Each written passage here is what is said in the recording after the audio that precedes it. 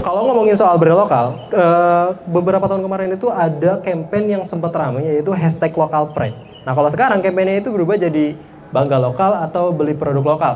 Kalau ngomongin campaign hashtag local pride itu bisa dibilang lumayan sukses ya. Karena banyak orang Indonesia yang mulai melek, banyak orang Indonesia yang mulai sadar kalau banyak brand lokal yang worth it untuk dibeli, yang affordable untuk dibeli dan layak untuk kita banggakan.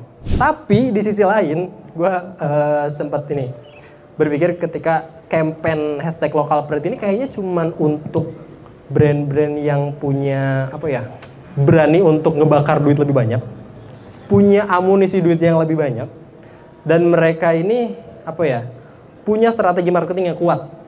Ini akan merugikan banyak brand kecil, brand-brand receh yang baru mulai bahkan itu kegerus sama brand-brand besar yang bakar duitnya lebih kenceng, dan akhirnya brand yang kecil-kecil ini ya akhirnya bangkar-bangkar juga, akhirnya pada gulung tikar juga. Nah, gue tuh punya dua analogi untuk brand lokal ya. Yang pertama adalah brand lokal yang fokus dengan kualitas, harganya murah, tapi desainnya gitu-gitu aja. Nah, yang kedua adalah brand lokal yang marketingnya kenceng, desainnya kenceng, gimmicknya kenceng, tapi kualitasnya di situ-situ aja. Kalau soal harga ya so-so lah. Ada yang bilang sangat mahal, ada yang bilang mahal kayak gitu.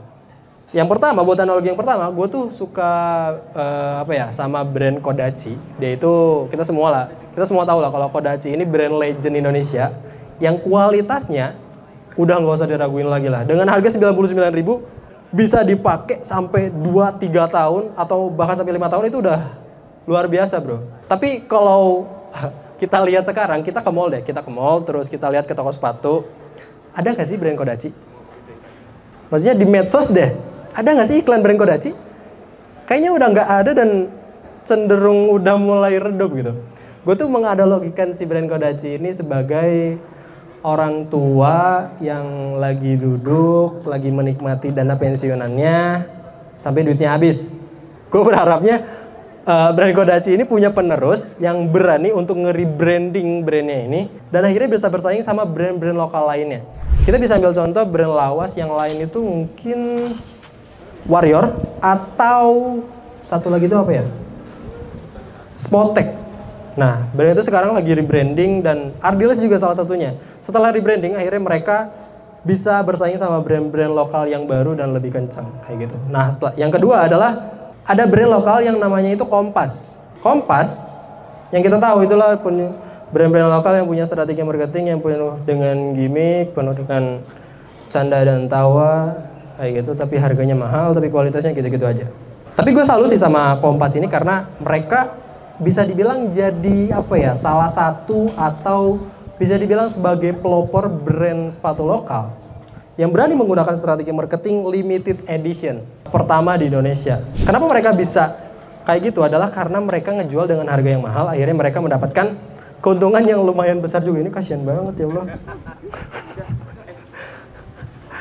Akhirnya mendapatkan keuntungan yang besar juga. Akhirnya mereka bisa untuk bakar-bakar uang, untuk bikin-bikin gimmick. Tapi ternyata strategi marketing limited edition ini nggak cocok buat mereka.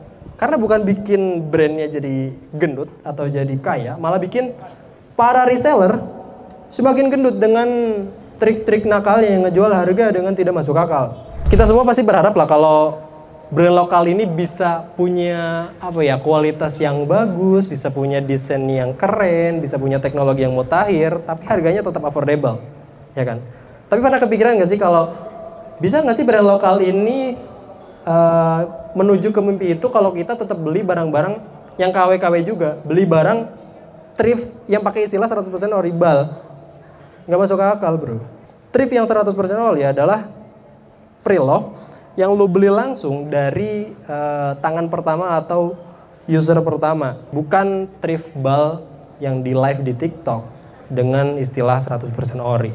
Makanya dengan kita beli lokal artinya kita ikut mensupport ekonomi negara, dan ketika ekonomi negara udah mulai kuat, ya brand lokal dengan segala mimpinya itu bisa terwujud.